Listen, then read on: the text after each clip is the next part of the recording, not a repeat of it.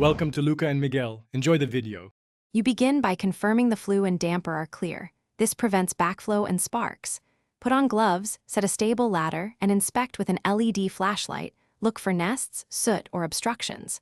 Once done, assemble a chimney brush sized to your flue and lay out stove-grade fuel, kindling, and matches. Make sure to open a nearby window 1 to 2 inches to create gentle air intake. Start small. Light kindling on a grate. Keep the damper slightly open to establish draft. You now focus on sustaining a clean, efficient burn by building in stages.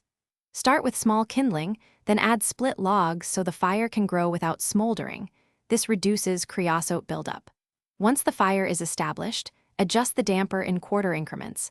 A 1/4 to 1/2 open setting usually balances heat and draft. Make sure to monitor the smoke. Thin blue indicates good combustion, while thick white or gray means you need more air or to add dry tinder. Maintain consistent fuel spacing for airflow. You finish by letting the fire burn down naturally to ember stage. Never smother a hot fire.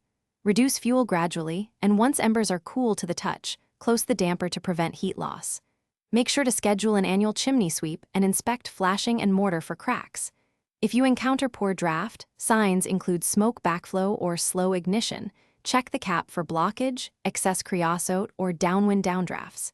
If necessary, use a temporary draft inducer and contact a professional sweep for persistent issues. Thanks for watching and please subscribe. It's the best investment you'll ever make.